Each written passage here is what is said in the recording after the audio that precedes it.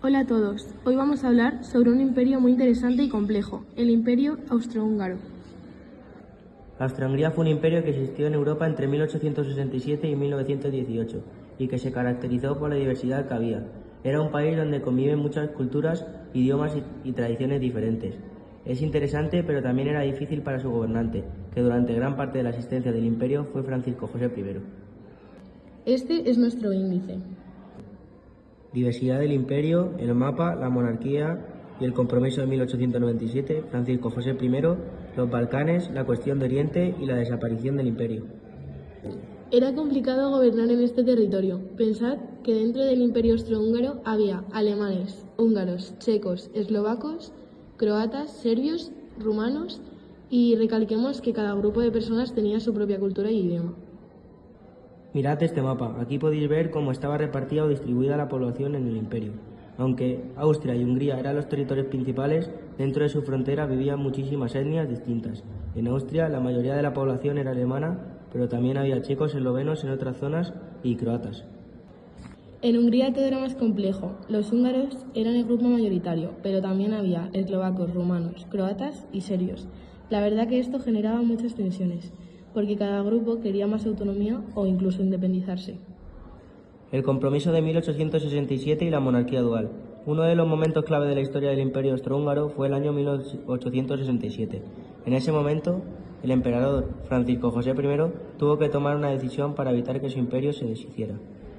Y así nació el Compromiso de 1867, un acuerdo que transformó al imperio en una monarquía dual.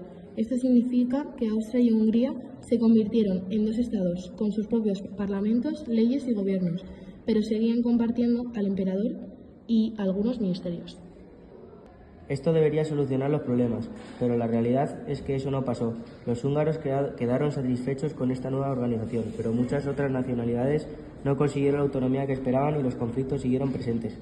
Francisco José y la emperatriz Isabel. Pero hablemos un poco más de su emperador, Francisco José I.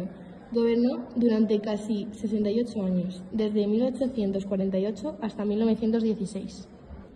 Sí, fue un líder trabajador, pero su vida estuvo marcada por la tragedia. Para empezar, su hijo y heredero, el archiduque Rodolfo, se suicidó en 1889, lo que fue un golpe muy duro para él. Tampoco tuvo un matrimonio fácil. Su esposa Isabel de Baviera era conocida como Sisi. Es una de las emperatrices más famosas de la historia. Isabel no soportaba las estrictas reglas del protocolo imperial. Además, sufrió mucho por la presión de la familia real y por las tragedias personales. La muerte de su hijo de Rodolfo la dejó desolada y en 1898 fue asesinada en Ginebra por un anarquista italiano. Francisco José I quedó muy afectado por la pérdida de su esposa y la de su hijo. Se dice que pasó los últimos años de su vida sumido en la tristeza, hasta su muerte en 1916, en plena Primera Guerra Mundial. Su muerte marcó el principio del fin del imperio. Solo 2 años después, Austria-Hungría dejó de existir. Así que, aunque Francisco José I intentó mantener su imperio unido, al final los conflictos internos y externos hicieron imposible su vida. A pesar de la monarquía dual, el imperio seguía siendo inestable. Un problema muy serio fue la llamada Cuestión de Oriente. Austria-Hungría quería expandirse en los Balcanes, una región muy inestable donde convivían muchas etnias. Aunque el imperio austrohúngaro intentó mantenerse unido, la verdad es que siempre fue un lugar lleno de tensiones. Como había muchísimos pueblos diferentes viviendo juntos y cada uno era muy diferente, provocaba conflictos constantes y especialmente en los Balcanes. De hecho, el término balcanización se usa para describir cuando un país o territorio se divide en muchos pequeños estados que no se llevan bien entre sí. En los Balcanes, los distintos grupos querían poder y, como ha dicho Inara, independencia, y además otras potencias europeas también se metían en sus problemas, lo que hacía la situación aún más difícil. Después de la Primera Guerra Mundial, el imperio austrohúngaro desapareció y en su lugar surgieron nuevos países. Uno de ellos fue Yugoslavia, que juntó a varios pueblos de la región, como serbios, croatas, bosnios y eslovenos, con la idea de estar unidos los haría más fuertes. Al principio parecía una buena idea, pero en realidad los problemas no desaparecieron. Durante muchos años, el líder Josip Broz Tito logró mantener el país estable, pero cuando murió en 1980 todo empezó a desmoronarse. Sí, la situación se volvió muy tensa y en los años 90 Yugoslavia terminó dividiéndose en 7 países diferentes, en Eslovenia, Croacia, Bosnia, Serbia, Montenegro, Macedonia del Norte y Kosovo. Pero la separación no fue pacífica. Hubo guerras, violencia y muchas personas tuvieron que huir de sus hogares.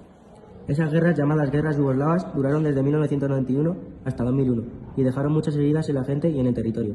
Aunque hoy en día la mayoría de estos países han logrado estabilidad, aún hay algunos conflictos sin resolver. Por ejemplo, Kosovo se declaró independiente, pero no todos los países lo reconocen, como España, Grecia o Rumanía.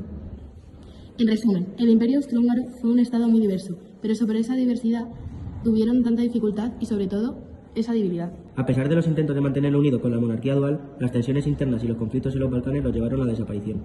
Esperamos que os haya gustado nuestra presentación. Gracias por vuestra atención.